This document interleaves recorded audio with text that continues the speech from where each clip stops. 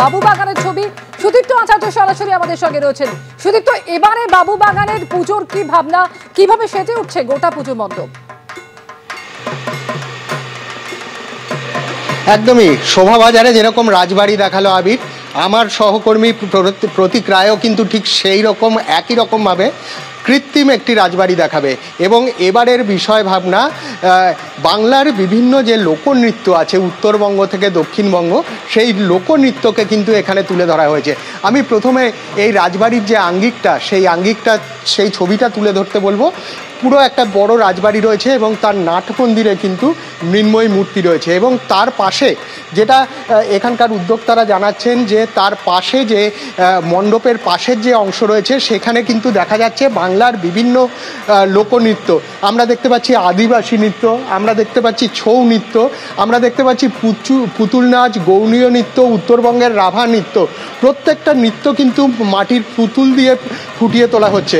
এবং আমার সহকর্মী প্রতীক রায়কে দেখাতে বলবো মৃন্ময়ী মূর্তি যেটা রয়েছে, সেই মৃন্ময়ী মূর্তি কিন্তু একদম নাট মন্দিরের ভেতরে সেই মৃন্ময়ী মূর্তি বিরাজ করছেন এবং তার বাইরের অংশে কিন্তু এই যেগুলো বাংলার যে ঐতিহ্যের লোকনৃত্য রয়েছে সেই লোকনৃত্যের কিন্তু এখানে প্রদর্শন রয়েছে। এবং যেটা জানা যাচ্ছে উদ্যোক্তাদের তরফ থেকে, আজকে মুখ্যমন্ত্রী কিছুক্ষণ আগে এই মণ্ডপের উদ্বোধন করেছেন।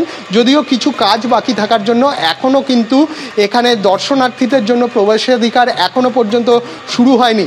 আর দিন দুয়েক পর থেকে কিন্তু এইখানে দর্শকদের জন্য এই মণ্ডপ, এই প্রাচীন রাজবাড়ি, ঐতিহ্যশালী যে রাজবাড়িতে বাবুবাগান সার্বজনীন দক্ষিণ কলকাতার একটি ঐতিহ্যশালী মণ্ডপ তা সেজে উঠেছে, সেটা কিন্তু দর্শনার্থীদের জন্য আর দিন দুয়েক পরে খুলে দেওয়া হবে। এবং উদ্যোক্তারা জানাচ্ছেন তৃতীয়া থেকে নবমী পর্যন্ত একদম লাইভ পারফরমেন্স কিন্তু বিভিন্ন লোকনৃত্যের থাকছে। আমরা দেখাচ্ছি মা মৃন্ময়ী মূর্তি রয়েছেন, তার হাতে কিন্তু অস্ত্র দিয়ে দেওয়া হয়েছে এবং একটা যে বড় মণ্ডপের মধ্যে কিন্তু এই মা বিরাজ করছেন। এবং শুধুমাত্র মা রয়েছেন তা না, যে জমিদার বাড়ির যে একজন বৃদ্ধা, তিনিও কিন্তু মাটির মূর্তি হিসাবে মৃন্ময়ী রূপে, চিন্ময়ী রূপে এখানে বিরাজ করছেন। এবং বলাই যায় দক্ষিণ কলকাতার এই প্রাচীন পুজো এই বছর 64 বছরতম পড়ল এবং অন্যতম কলকাতার পুজোর আকর্ষণের কেন্দ্রবিন্দু যে এই পুজো হতে চলেছে তা কিন্তু বলাই যায়। ধন্যবাদ সুদীপ্ত, ধন্যবাদ আবির। আজ মহালয়া, আর মহালয়াতে এই পুজোর মুডে বাংলা। কলকাতা একের পর এক পুজোর উদ্বোধন ইতিমধ্যেই হয়ে গিয়েছে, কোথাও কোথাও চলছে দেবীর চক্ষুদান। পুরোপুরি পুজোর আনন্দে মেতেছেন শহরের মানুষ। এই মুহূর্তে দুই প্রতিনিধি আমাদের সঙ্গে সরাসরি রয়েছেন।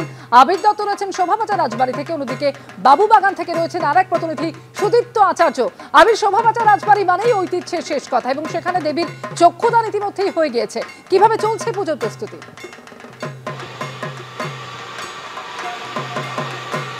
দেখো, এক প্রকার পুজো শুরু হয়ে গিয়েছে বলা যায়, তার কারণ আজকে মহালয়া এবং আজকে ঠিক দুপুর থেকেই দেখা যাচ্ছে যে শোভাবাজার রাজবাড়িতে ঠিক চেনা ছবিটা, সরাসরি সেই ছবিটা দেখাতে বলবো আমার ক্যামেরা পার্সন সন্দীপকে, যে এই মায়ের যে চক্ষুদান পর্ব, সেই পর্ব শেষ হয়েছে কিন্তু শেষ হয়নি বলা যায়, এখনও কিছু কাজ বাকি রয়েছে। বাড়ির সদস্যরাও এখানে রয়েছেন। একেবারে আলোতে সুসজ্জিত 269তম বর্ষে বা শোভাবাজার রাজবাড়ির পুজো।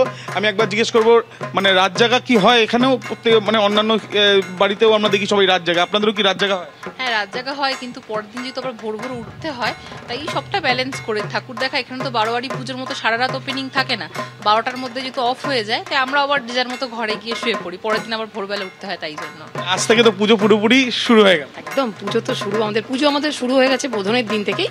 আজ থেকে একদম মায়ের চক্ষুদান হয়ে গেলে মানে মায়ের প্রাণ চলে এলো আর কি, আমাদের আজ থেকেই পুজো শুরু। একেবারে শোভাবাজার রাজবাড়িতে আমরা দেখছিলাম প্রচুর মানুষ, যারা পরিবারের সদস্য ছাড়াও যারা বাইরে থেকেও অনেকে এসছেন ছবি তোলার জন্য বা দেখার জন্য, একবার মায়ের দর্শন করার জন্য। এবং 24 তারিখ থেকে সম্পূর্ণভাবে খুলে দেওয়া হবে সাধারণ সবার জন্য।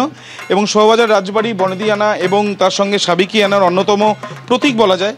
এবং সেই প্রতীকে আজকে মায়ের কিন্তু চক্ষুদান হয়েছে এবং আজকে এই মহালয়ার দিন কিন্তু সম্পূর্ণভাবে পুজো যে শুরু হয়ে গেল শোভাবাজার রাজবাড়িতে আসলেই সেটা স্পষ্ট হয়ে যাচ্ছে।